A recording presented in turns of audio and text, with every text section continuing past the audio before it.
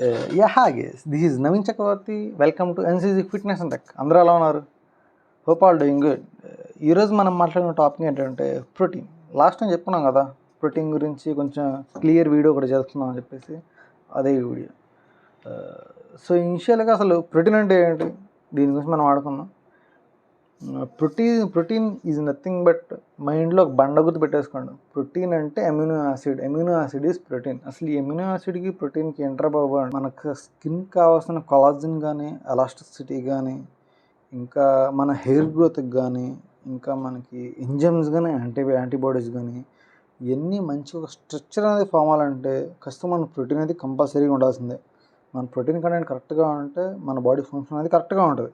అది బేసిక్గా మన ప్రోటీన్స్ అని ఎన్ని రకాలు ఉన్నాయి, బయట మనకి ఎన్ని రకాల ప్రోటీన్స్ దొరుకుతున్నాయి అంటే, బయట మనకి 7 డిఫరెంట్ కైండ్స్ ఆఫ్ ప్రోటీన్ దొరుకుతున్నాయి.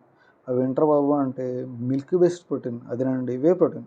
సెకండ్ది ప్లాంట్ బేస్డ్ ప్రోటీన్, అండ్ థర్డ్ది egg based protein and mixed protein. Plant based protein మనకి 4 డిఫరెంట్ కైండ్స్ ఉన్నాయి. ఏంటర్ బాబు అంటే హెంప్ అని ఒకటి అమ్ముతున్నారు, ఇంకా రైస్ ప్రోటీన్ అని చెప్పేసి, అంటే బ్రౌన్ రైస్తో వాళ్ళు ఒక బ్రౌన్ రైస్ పైన ఉండే ఒక బ్రౌన్ లేయర్ని తీసుకొని వాటితో ఒక ప్రోటీన్ చేస్తున్నారు.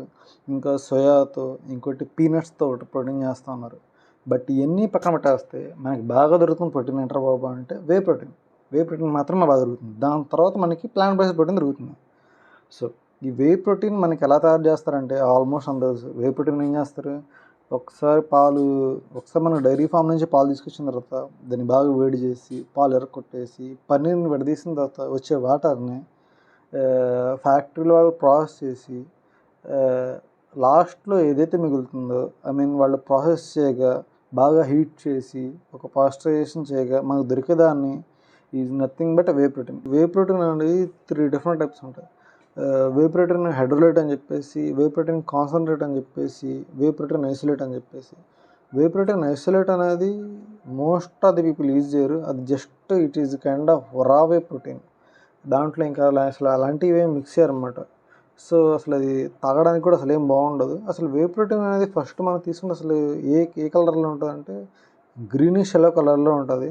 సో వే ప్రోటీన్ ఐసోలేట్ అనేది ఖచ్చితంగా మనకి ఆ కలర్లో ఉంటుంది. సో వే ప్రోటీన్ కాన్సన్ట్రేట్ అనేది కొంచెం మనకి టేస్ట్ కానీ తాగడానికి కానీ కొంచెం చాలా బాగుంటుంది అది.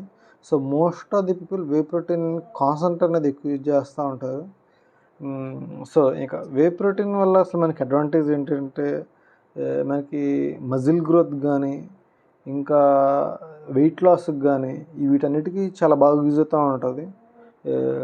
సో ఎవరు తీసుకోవచ్చు అంటే ఎవరైనా తీసుకోవచ్చు. సో వే ప్రోటీన్ ఎవరు తీసుకోకూడదు అంటే ఎవరైతే కొంచెం గ్యాస్ ట్రబుల్ ఉంటుందో, అండ్ కొంతమందికి మనం చూస్తూ ఉంటాము, వాళ్ళకి పాల పదార్థాలు పడతా ఉండవు.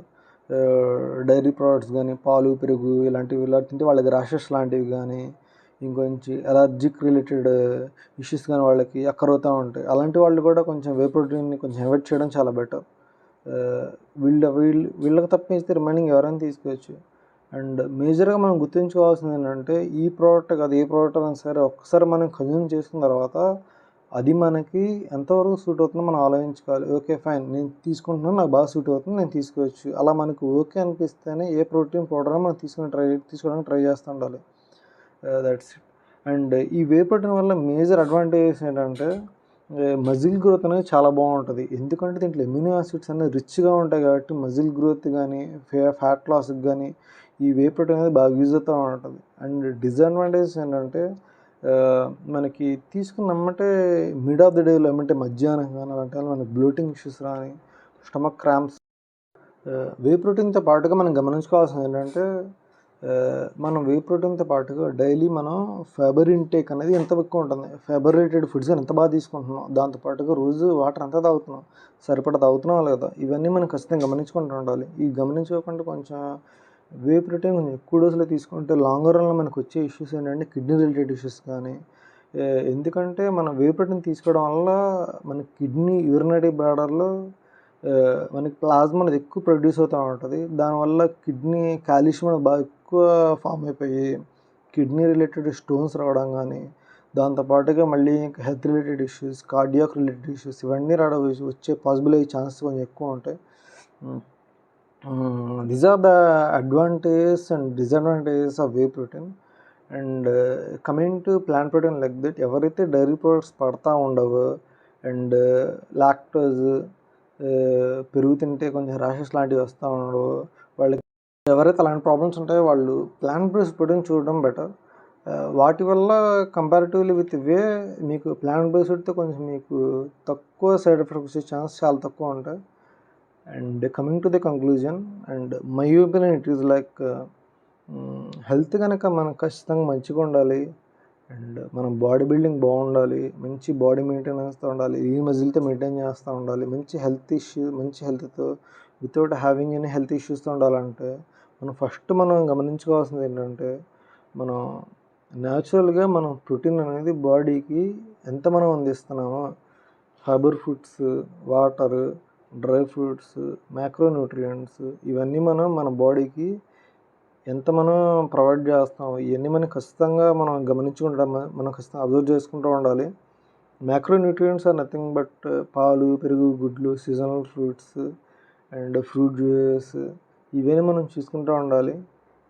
ఇవన్నీ ఖచ్చితంగా మనం పాటిస్తూ డెఫినెట్గా మనకి ఎలాంటి హెల్త్ ఇష్యూస్ లేకుండా విత్ బెటర్ గుడ్ గెయిన్ మజిల్స్తో చాలా బాగా హెల్తీగా ఉండొచ్చు.